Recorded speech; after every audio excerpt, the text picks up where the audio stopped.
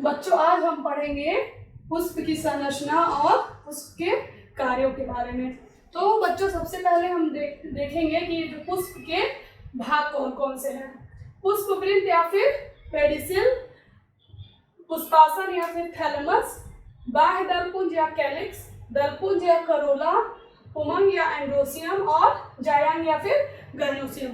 तो बच्चों हम इसको पुष्प के एग्जाम्पल से समझेंगे। जैसे बच्चों आप सब लोग ये जानते होंगे कि ये एक गुड़हल का पुष्प है। तो गुड़हल के पुष्प में जो ये देखिए डंठल नुमा संरचना है, इसको हम कहेंगे पुष्पवृंत। जैसे कि चित्र में देखिए ये जो डंठल नुमा संरचना है, इसको हम कहते हैं पुष्पवृंत या फिर पेडिसिल। बच्चों पुष्पवृंत या पेडिसिल का कार्य है कि ये जो होता है ये पुष्प को तने से जोड़ने रखने में सहायता करता है। इसी के मदद से ये जो पुष्प है वो तने से लगा हुआ होता है। तो ये भाग हो गया बच्चों पुष्पवृंत। और दूसरा भाग है बच्चों, देखो यहाँ पे पुष्पासन या फिर थैलेमस। पुष्पासन इस भाग को कहते हैं बच्चों। ये जो भाग है इसको हम कहेंगे पुष्पासन। पुष्पासन मतलब पुष्प का आसन, पुष्प जिस पे विराजमान हो। नाम से ही बच्चों देखो स्पष्ट हो रहा है पुष्पासन मतलब पुष्प जिस पे विराजमान हो उसे कहते हैं पुष्पासन, पुष्प का आसन। तो इसकी सहायता से पुष्प जो होता है यहाँ पे लगा हुआ रहता है। अब बच्चों जो पुष्प होता है इसके मुख्य ये 4 भाग होते हैं, बाह्य दलपुंज, दलपुंज, पुमंग और जायांग। जिसमें हम सबसे पहले पढ़ेंगे बाह्य दलपुंज या फिर कैलिक्स। अब बच्चों इसमें हम देखेंगे कि ये जो संरचना है, ये देखिए ये ग्रीन कलर की जो संरचना है हरे रंग की, ये जो है ये होती है बाह्य दलपुंज। ये पुष्प का सबसे बाहरी चक्र होता है, ये होता है बाह्य दलपुंज। ये देखिए हम ये दूसरे पुष्प से समझेंगे। ये देखिए ये होता है, ये देखिए ये है बाह्य दलपुंज। बाह्य दलपुंज का बच्चों कार्य क्या होता है? पहले तो ये हरे रंग की होती है और दूसरी बात इसका कार्य है कि पुष्प, देखिए ये पुष्प है, ये आप लोग देखेंगे ये कली है, बड, ये है कली या बड। तो बड पुष्प जब बड की या फिर कली अवस्था में होती है तो ये देखिए चारों तरफ से इसको घेरे हुए है। तो पुष्प जब कलिका अवस्था में होती है तो ये उसको सुरक्षा प्रदान करता है। ये देखिए इससे घिरा हुआ है और ये हमारा क्या है? ये हमारा बाह्य दलपुंज है, ये है बाह्य दल। तो बाह्य दल क्या होता है?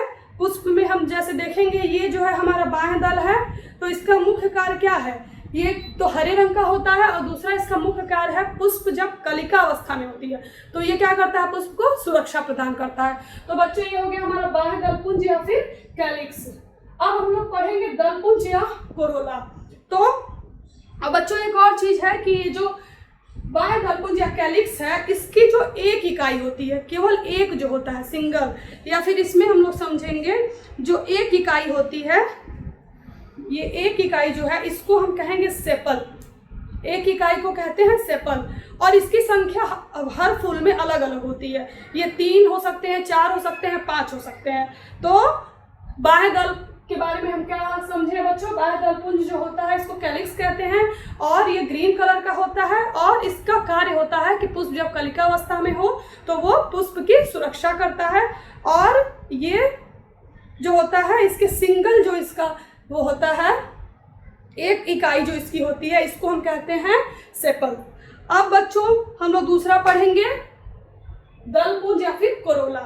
दलपुंज देखिए किसी भी फ्लावर में बच्चों ये जो कलर्ड होगा, जो भी लाल पीला जो भी कलर होगा, वो जो भी कलर्ड स्ट्रक्चर होगा, संरचना होगी, उसको हम दलपुंज कहेंगे। जैसे देखिए इसमें रेड कलर है, अब ये फूल देखिए इसमें पिंक कलर है, ये फूल देखिए ऑरेंज कलर है। तो देखिए इसका कलर अलग फूल में, हर फूल में इसका कलर बदल सकता है। तो जो भी आपको किसी भी पुष्प का कलर्ड भाग दिखेगा तो उसको हम कहेंगे कोरोला या फिर उसको हम कहेंगे दलपुंज। अब दलपुंज बच्चों क्या होता है? ये कलर्ड होता है, ठीक है, और ये रंगयुक्त होता है, आकर्षक होता है और ये बहुत सारे फूल में, पुष्प में ये सुगंधित भी होता है। जैसे हम देखेंगे गुलाब के फूल में, तो इसमें देखिए इसकी जो एक इकाई होती है, अगर हम इसको एक एक अलग करें, जैसे 1 2 3 4 5, इसमें देखिए 5, इसकी एक इकाई जो होती है इसको हम कहते हैं पेटल्स। बच्चों जो इसकी कोरोला की एक इकाई जो होती है इसको हम कहेंगे पेटल, और इसमें हम देखेंगे 5 पेटल हैं। और चूंकि ये रंग युक्त होता है, सुगंधित होता है और आकर्षक होता है, तो कोरोला या फिर दलपुंज का मुख्य कार्य होता है कि ये कीटों को अपनी तरफ आकर्षित करता है। और कीट को अपनी तरफ आकर्षित करता है तो जब कीट आके पुष्प पे बैठते हैं तो जो पुष्प पे परागकण है वो कीट के पैर पे या शरीर के किसी और अंग पे भी लग जाते हैं, और वही कीट जब दूसरे पुष्प पे जा बैठते हैं तो ये परागकण दूसरे पुष्प पे चला जाता है, और उसके बाद निषेचन की प्रक्रिया होगी और उसके बाद फल बनते हैं। तो मेन इसका मुख्य कार्य है दलपुंज या कोरोला का कि कलर्ड होने के नाते ये कीट इससे आकर्षित होते हैं और उसके बाद आगे सारे प्रोसेस होते हैं। तो ये हमारा दलपुंज या फिर कोरोला, जिसकी एक इकाई को हम क्या कहते हैं, पेटल कहते हैं।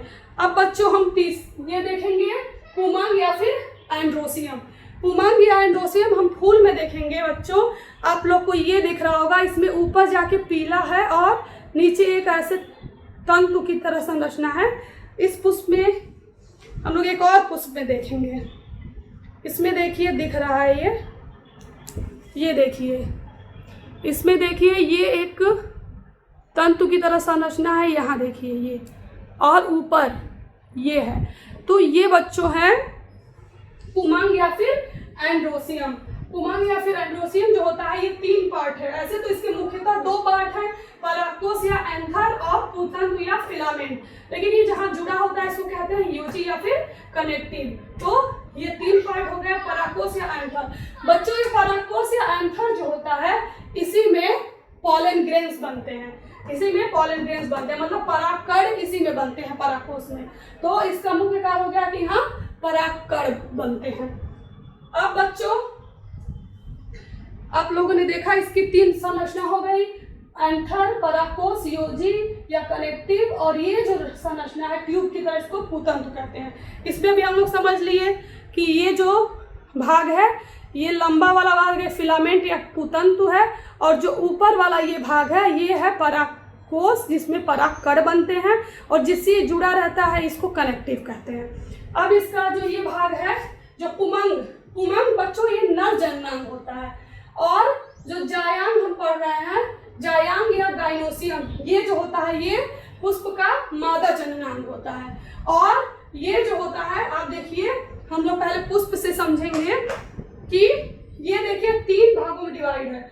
ऊपर जो सबसे ऊपर भाग है उसको वर्तिकाग्र या स्टिग्मा कहते हैं, और ये लंबा जो डंडानुमा भाग है इसको वर्तिका या फिर स्टाइल कहते हैं, और ये जो होता है अंडाशय या ओवरी, और इसी में जो होता है ओवरी में ही ओव्यूल बनता है।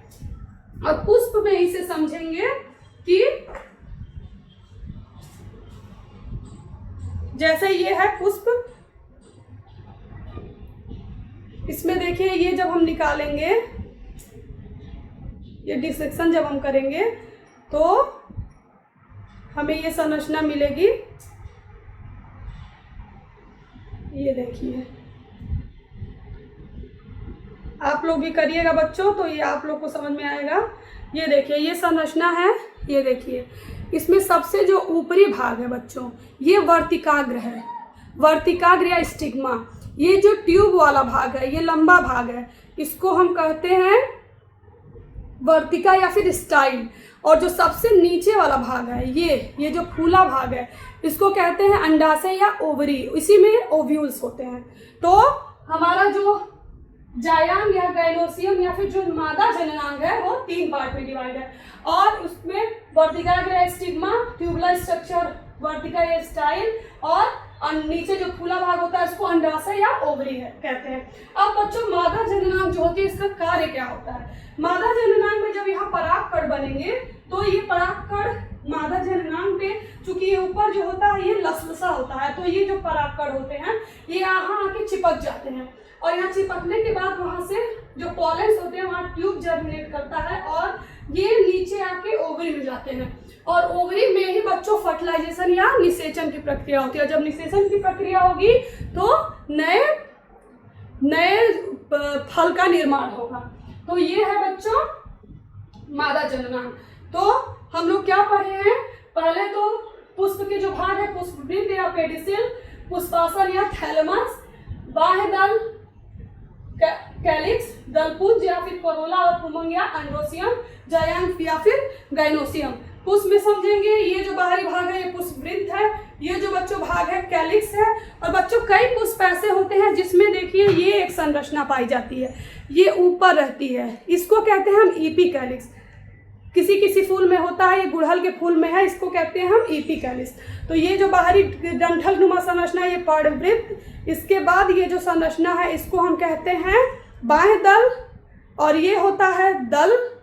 उसके बाद ये जो संरचना होती है यहाँ पे इसमें ये इसको कहते हैं, ये हमारा नर जननांग है जो हम बताए थे कि 3 भागों में डिवाइड होता है, पराकोषयोजिपुतंत्र। और इसके बाद मैंने जो आपको एक स्ट्रक्चर बताया था ये जो है हम लोग का ये बच्चों ये देखिए ये हमारा मादा जननांग है।